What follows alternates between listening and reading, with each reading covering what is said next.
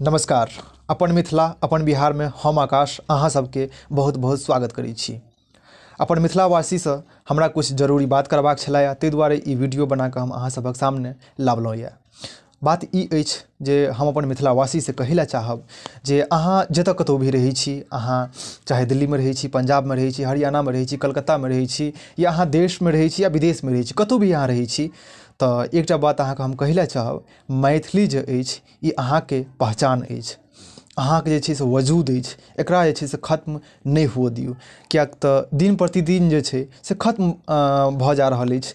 किएक तऽ जँ हम देखै छी बहुतेक आदमीके हम देखै छियनि जे ओ बाहर आबै छथिन, बाहरमे जे छै से कमाइ खटाइके लेल आबै छथिन, हुनकर धियापुता जे छै से हुनका ओ एडमिशन करबै छथिन प्राइवेट इसकुलमे, बढ़िआँ इसकुलमे, कॉलेजमे जे छै से एडमिशन करबै छथिन, पढ़बै छथिन, आओर हुनका जे छै से मैथिली भाषाके जे छै से नॉलेज नहि दै छथिन।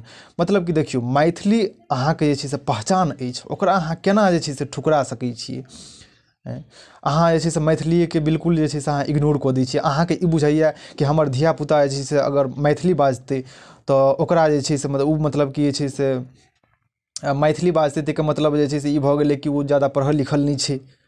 मेंटलिटी छै बहुत आदमीके, हम ई देखलियै यऽ कि जखन हुनकर धियापुता सिर्फ जे छै से हिंदी बाजै छनि या इंग्लिश बाजै छनि, तखने हुनका जे छै से लगै छै हमर धियापुता बढ़िआँसँ पढ़ि लिख रहल अछि। लेकिन देखियौ, एहन बात नहि छै।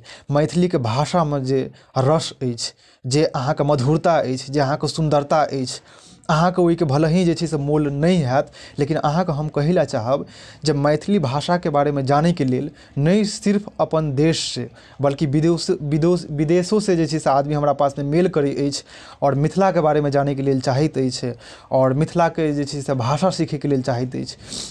ताहि लऽ कऽ हम अहाँसँ कहब कि अहाँ अपन धियापुताके पढ़ाउ लिखाउ, बढ़िआँसँ पढ़ाउ, खूब पढ़ाउ, आओर मैथिलीके जे छै से कखनो अपन साथ नहि छोड़िऔ। मैथिली अहाँके पहचान अछि, मिथिला अहाँके वजूद अछि, ओकरा समाप्त नहि हुअ दियौ। आओर एहिके लेल जे छै से हम एकटा कदम उठेलहुँ यऽ जे बहुत आदमीके हमरा पासमे मेल आबैए, अपन पूरे भारतसँ आबैए, विदेशोसँ आबैए कि ओ मैथिलीके बारेमे जानैके लेल चाहै छथि, मैथिली भाषा सिखै ला चाहै छथि। आब जेनाकि जे छै से UPSCओके एग्जाम होइ छै आओर BPSCके एग्जाम होइ छै, तऽ एहिमे की होइ छै अहाँके, तऽ मैथिली अहाँके जे छै से ऑप्शनल सब्जेक्ट जखन स्टूडेंट राखै छथिन तऽ हुनका बहुत ज़्यादा जे छै से मार्क्स भेटै छनि। तऽ ज़्यादातर स्टूडेंट जे छै जे अहाँके मिथिलासँ नहि छथिन, ओहो जे छै से मैथिलीपर जोर दै छथिन, किएकि जखन ओहिमे बढ़िआँ मार्क्स आबै छै आओर ऑप्शनल सब्जेक्टपर जे छै से काफ़ी डिपेंडेंट जे छै से रहै छै IPS IAS के एग्ज़ाम।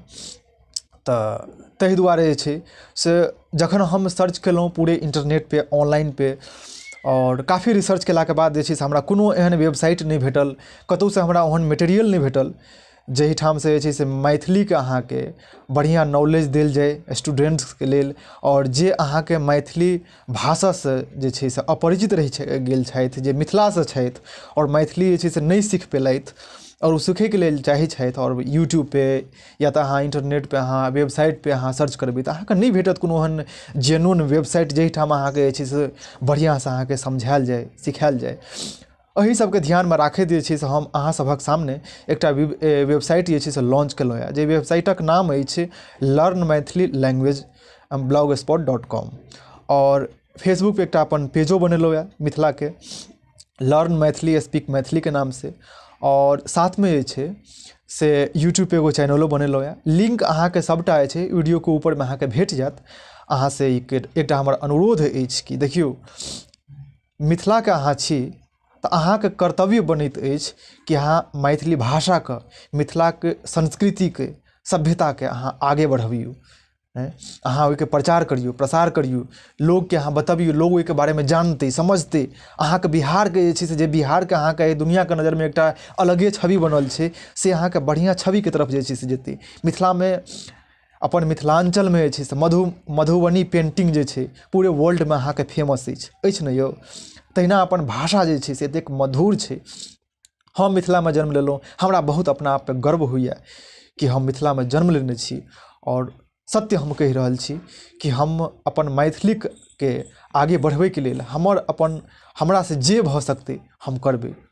और ताहि दुआरे छै से हम वेबसाइट लॉन्च केलहुँ या सब कुछ लॉन्च केलहुँ या अहाँ सबसे बस एतबे अनुरोध छै कि अहाँ जे छै से वीडियो के अहाँ लाइक करू, अहाँ के अगर कोनो राय हुए विचार हुए तऽ अहाँ जे छै से कमेंट करू।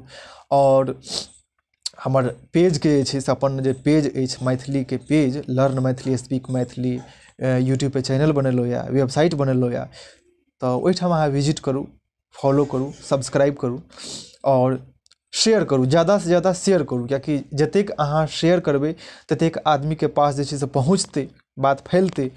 और एकटा जे छै से अपना जे हमर सोच अछि, जे हमर लक्ष्य अछि कि अपन मैथिली के जे छै से आगे बढ़बै के छै, जे आदमी सिखै लए चाहै छथि, जे आदमी बाजै लए चाहै छथि, चाहे वो अपन मिथिला से छथि या नहि छथि, कियाक तऽ मैथिली जे छै से एकटा एहन मधुर भाषा अछि जे आदमी मिथिला से नहीं छथि सेहो सीखै के लेल चाहै छथि। तऽ अहाँ सबसे बस एकेटा अनुरोध करब कि जते से जते हुए वीडियो के शेयर करू और फेसबुक पेज के अहाँ जरूर लाइक करब, फॉलो करब और वेबसाइट के विजिट करब और यूट्यूब चैनलों के विजिट करब और ओहिठाम सब्सक्राइब करब। तो बस आइ हमरा अहाँ से एतबी कहबाक छलैया और बाकी जे छै से हम स्टार्ट केलहुँ या, तऽ सिखा रहल छी हम लेसन बाय लेसन मैथिली के। और ई अहाँ के जे छै से हमरा जे बुझा रहल अछि जे ऑनलाइन जखन हम सर्च केलहुँ तऽ एकोटा एहन वेबसाइट नहीं भेटल हमरा जहिठाम अहाँ के छै सही तरीका से अहाँ के मैथिली के सिखायल जाइत होइ।